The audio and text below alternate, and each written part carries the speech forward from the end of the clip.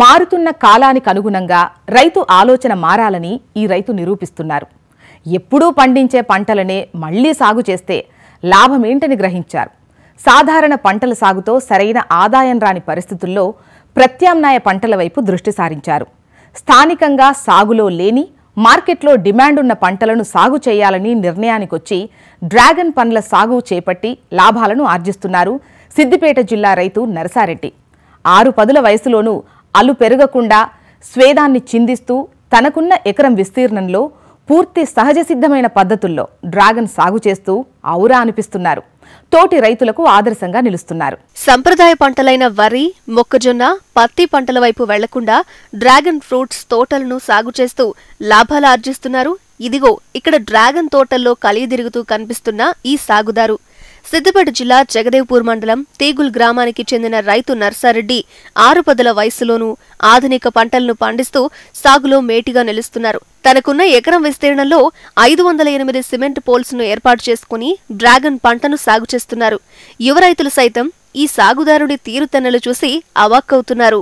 Dragon fruits లోని ఆరోగ్య ప్రయోజనాలను, మార్కెట్లో ఈ పండుకున్న డిమాండ్ను తెలుసుకున్న చాలా మంది రైతులు ఈ మధ్యకాలంలో ప్రయోగాత్మకంగా డ్రాగన్ తోటలను పెంచుతున్నారు. క్యాన్సర్ లాంటి వ్యాధులను సైతం ఇది నయం చేస్తుందని నిపుణులు పేర్కొనడంతో రైతులు సంప్రదాయ పంటలను వీడి ఈ పంటలు పండించేందుకు మక్కువ చూపిస్తున్నారు. డ్రాగన్ సాగుకు అన్ని నేలలు అనుకూలం కావడం, తక్కువ నీటితోనే పెంచే వెసులుబాటు ఉండడంతో రైతు ఈ పంట సాగులో పెద్దగా శ్రమించవలసిన అవసరం ఉండదు.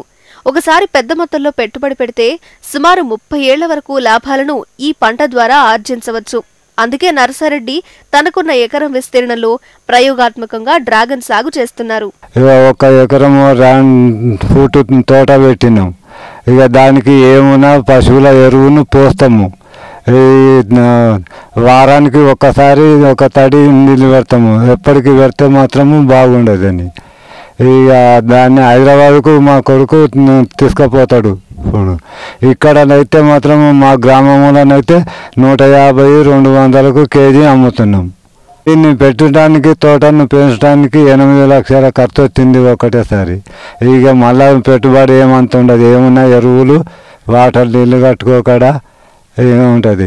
ఏమున్నా మేము 2 మొగలము ఇలా పని చేసుకుంటాము. వాటి మొక్కలు కూడా నక్షత్రాలు లెక్క కవర్లు తీసుకొచ్చి కవర్లలో మట్టి పోసి పెట్టి వాటిని కూడా అమ్ముతున్నాము. ఇప్పటికీ ఒక 20,000 మొలకను అమ్మినాము. ఇంకా ఆర్డర్ కూడా ఉన్నది. కానీ చేసేందుకు ఇక్కడ మనుషులు దొరకక ఇప్పుడు ఇంకా చేస్తలేము. ఎకరానికి 2000 మొక్కల చొప్పున నాటుకున్నారు ఈ రైతు. తెలుపు, గులాబీ, ఎరుపు వంటి 3 రకాల డ్రాగన్స్ ను పండిస్తున్నారు. సమయానుకూలంగా పశువుల ఎరువులను అందిస్తున్నారు. వారానికోసారి నీటి తడులు ఇస్తున్నారు. పండ్ల విక్రయంతో పాటు నర్సరీ మొక్కలను విక్రయిస్తూ అదనపు ఆదాయం పొందుతున్నారు రైతు నర్సారెడ్డి. ఇప్పటి వరకు దాదాపు 20,000 నారు మొక్కలను విక్రయించామని, లాభదాయకమైన ఆదాయం లభించిందని రైతు హర్షం వ్యక్తం చేస్తున్నారు. ఈ మొలకలను ఇక్కడ యాదగిరి గుట్ట దగ్గర సల్లూరు అక్కడ అమ్మినము. ఇక్కడ మా గ్రామం దగ్గర బసాపూర్కు ఇక్కడ ఒక 10,000 మొలకలు అమ్మినము. ఇక్కడ సిద్దిపేట దగ్గర నంగనూరు అక్కడ ఒక 5,000 మొలకలు అమ్మినము. కవర్లలో పెట్టాలి. వాటిని ఇట్లా కడీలను పాతి కడీలకు రంధ్రాలు ఉంటాయి 4, దాంట్లో దొడికి అంతవరకు దాకా దారాలు కట్టుకుంటే లోపల. రైతు నర్సారెడ్డి మాదిరిగానే తాము డ్రాగన్ ఫ్రూట్ పంట సాగు చేయాలనుకున్నా పెట్టుబడి పెట్టే స్తోమత లేకపోవడం వల్ల వరి, మొక్కజొన్న, పత్తి లాంటి పంటలే మళ్లీ పండిస్తున్నామని స్థానిక యువ రైతులు చెబుతున్నారు.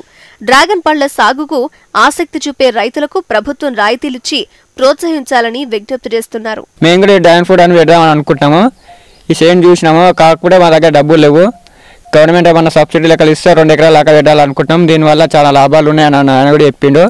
మేము కూడా జర నీటి ఖర్చు చాలా తక్కువ ఉంటుందని చెప్పింది పంటకు. కావున మేము కూడా పెట్టాలనుకుంటున్నాము. ఇప్పటికీ చాలా అలా కొంచెం లాభమే ఉన్నా అన్నాడు.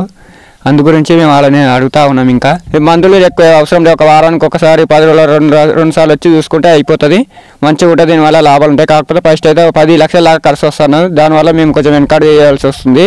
మార్కెట్ అవసరాలను బట్టి పంటలను పండించడం వల్ల రైతు అధిక లాభాలను సొంతం చేసుకోవచ్చని రైతు నర్సారెడ్డి రుజువు చేస్తున్నారు. కేవలం పండ్ల విక్రయంతోనే కాకుండా నారు మొక్కలను విక్రయిస్తూ అదనపు ఆదాయం పొందే అవకాశం ఉండడంతో డ్రాగన్ సాగుకు తోటి రైతులు ఆసక్తి చూపిస్తున్నారు.